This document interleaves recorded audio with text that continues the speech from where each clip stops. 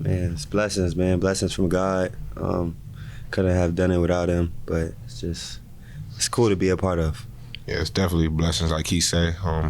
Just on all our hard work from the day one we got here, just locked in on a main goal, and that was one of our goals. So. Your coach doesn't talk about himself all that much, so I was wondering if you guys could just put into words why you think he was, the best coach in the Big 12 this season. He made a jump. I mean, we projected last in the conference. Could have finished out second if we won, but still finished out third. We beat big-time teams.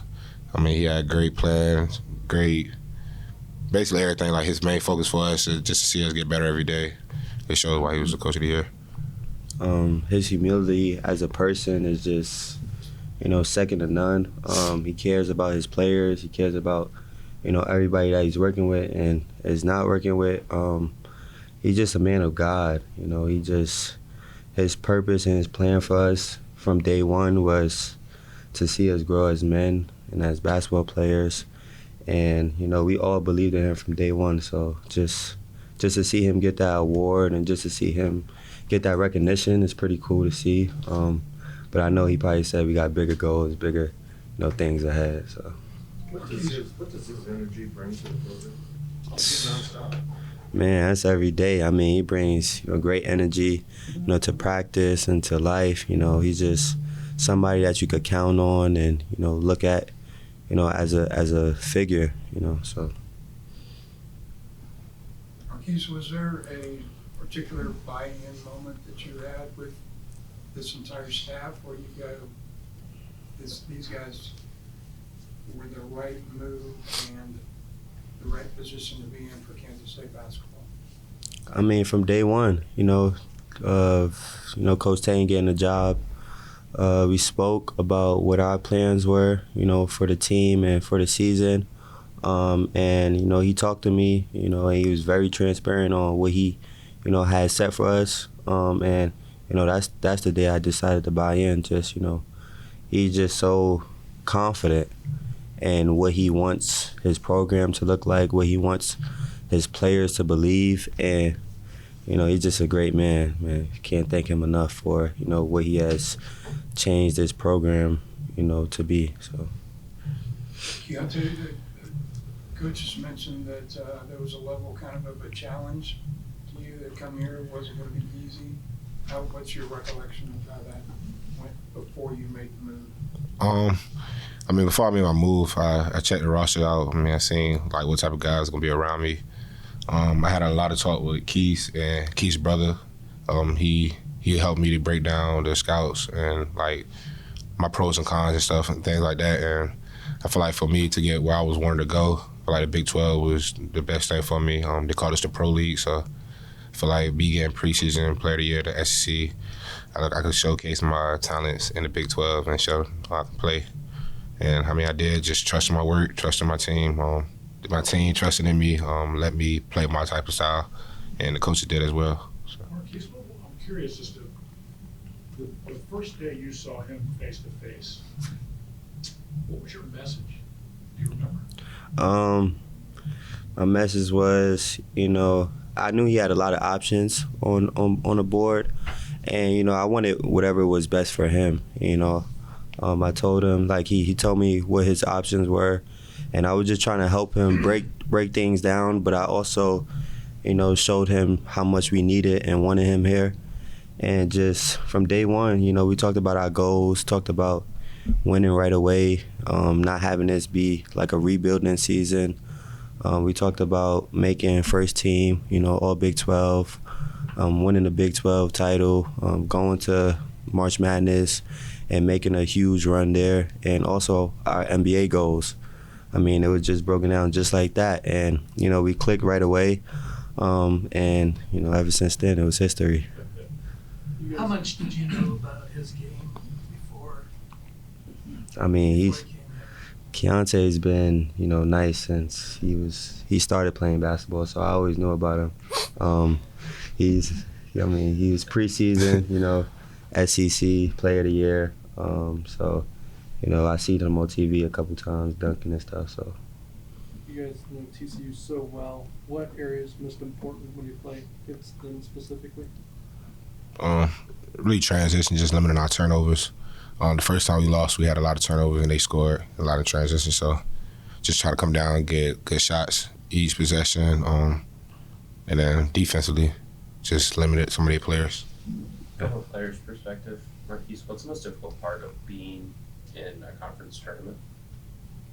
Just how competitive it is, from day one. I mean, you play, top opponents every single day, who's going to bring, their best shot. And it's our job to be ready, to be mentally prepared, on each game and on every specific detail that it takes for us to win. So I just say, focusing on one thing at a time and going 1-0. For a team that doesn't have a ton of guys who have made deep runs in the NCAA tournament or even in the Big 12 tournament in their past, how much importance is placed on taking the lessons that Coach Tang or someone like Desi who has gone far in the tournament? How important is that at this time of the year? It's very important, but I think that's what drives, my guys, because we haven't been in a tournament. There's a couple people that hasn't, experienced that type of stuff, but that's what drives us. We want to experience that. We want to go far.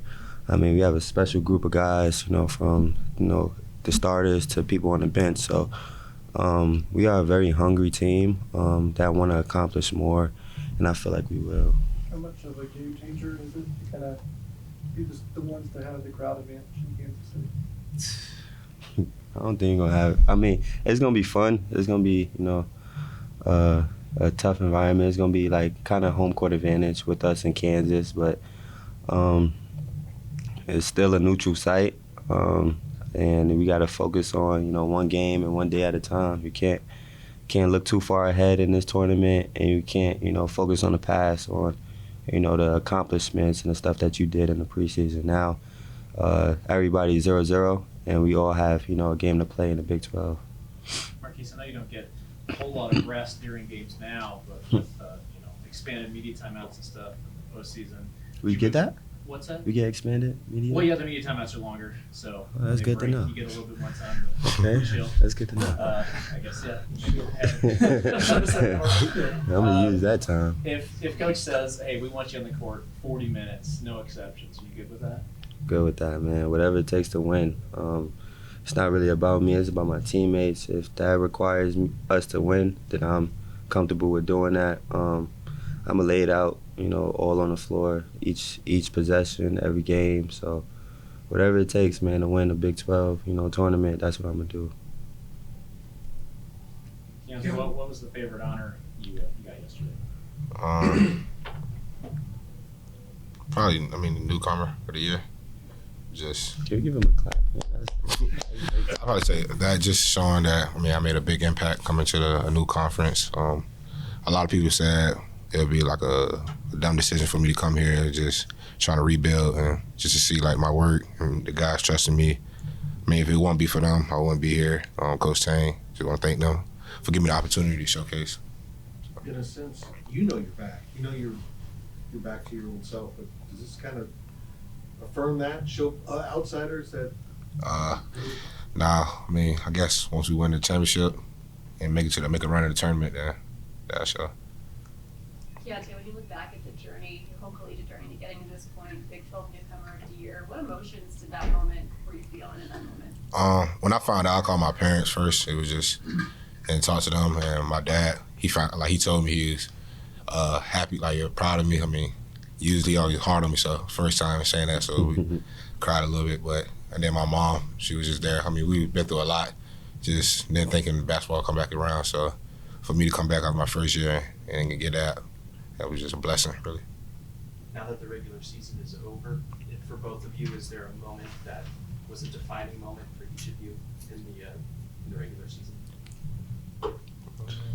I feel like we focused on the Big 12 tournament. We haven't had time to really reflect on, how historic this run been, but we just, focusing on, that championship. Really. That championship. So after the season, I'm pretty sure we'll look back and reflect on, what we had done, in this year. So. Keyontae, was there a point during the season where you kind of felt like, okay, I'm all the way back now, or is it still an ongoing process? I I say still ongoing. I feel like I'm playing with like more confidence than normally just with my shooting. But I mean, probably the first 2 games of conference play, just seeing how physical it was, and then I was still doing what I was doing in non-conference. I mean, I felt good going into it. Keyontae, it appears Naquan has an expansive amount of skills. How does he shown the intangibles moving without the ball and made progress in that area as the season has gone on? He's been getting better every day. He's learning what to do off the ball, using his length, rebounding for us at big possessions. I mean, he still has a lot that he can show that y'all haven't seen. Like, y'all be surprised, but I feel like he just taking time. Like, he's just getting the feel of the conference and just learning. And it's all gonna come together for him. Markquis, when you look back at that West Virginia game, did you guys just kind of learn how important Desi Sills' presence is on the court? I mean, yeah, we miss Desi a lot. You know, he brings that energy, that passion, and you know, that maturity to the team that, you know, we need. We definitely miss him versus West V, but we didn't get a chance to really, you know, look at it and, you know, focus on West V that much. Coach told us to watch it, so that's what we did, but we definitely miss him, you know, being out there with us. Keyontae, can you explain how you guys handle the emotional aspect of being in conference tournament when you got to be able to move on to the next one the moment that a buzzer sounds? I mean, we always preach going 1-0, so I mean, you only can celebrate for so long, and then you got to focus on the next game because it's gonna be a tough one, the next one. So I feel like we done that at times where we won and just watch the game, like we all celebrate it, then we wash it away and just want to get better the next day. So I feel like we'll be good in that standpoint. Dimitri, you learned so much about Coach Tang over the past season. I just want to know, either on the court or off the court, what's something about Coach Tang that surprised you? I'll probably say for me was how he engaged with the fans. Just trying to, he did everything he could to make the gym packed out for us. And I mean, in honor for him, we showed our skills and had fun out there, and had more people come out there. So I never had a coach that did that, really, and just seeing how much he cared for us to get that college experience where we're the best fan in the country. That was a big thing for me. Yeah, I mean, Coach Tang has, you know, crazy faith, as he would call it, and, you know, all his players, and, you know, you don't see that, you know, often. And for him to have that crazy faith in us just gives us confidence that we need to go out there and perform. So, you know, it's just a blessing to have a coach like that, you know, coaching you, and you get to see him every day. I mean, we all learn something new from him, whether that's on the court and off the court. And he's just, you know, one of the biggest blessings, you know, that, you know, I could have and K-State could have. Markquis, last year when you sent Coach Tang's name to Gene Taylor as a potential candidate for this job, did you ever imagine that was going to be the Big 12 Coach of the Year? Man, I kind of felt like he had potential to be, but you never know how, you know, the cards will play out. But, you know, I'm not surprised at all that he won Coach of the Year, because he's been, you know, a great coach from day one. I mean, just look at him at Baylor. You know, he still talks to his guys. He still talks to, you know, Scott Drew, and he built those relationships, and it's genuine. So I'm not impressed or, like, you know, shell-shocked that he won Coach of the Year, because he's really, you know, a really good coach and a really good person. So. How do you guys feel about an 8:30 tip-off after everybody else has played? More Primetime rest. game. Yeah, primetime game. It's just focus, everybody. Markquis, in the absence of Desi Sills, how do you feel like Cam Carter performed, and with a little bit bigger role in terms of ball handling as well as scoring? I feel like Cam Carter, you know, got, you know, better, you know, versus West V. He showed signs of maturity, showed signs of his playmaking ability that, you know, we could use going into the tournament. He probably was hard on himself versus West V, but it's a tough environment. You know, we lost there last year, and, you know, teams don't go in there, you know, really winning. It's a grind-out game whenever you're there. But, Cam Carter, you know, is continuing to keep getting better. He wants to get better. You know, he works, you know, hard. He's working out right now, so, you know, he'll just continue to keep getting better and watching film, and, you know, he'll use that West V game as motivation. Their student section seemed like for 2 years they kind of picked out you as stuff. Got a heckle. How do you play through that?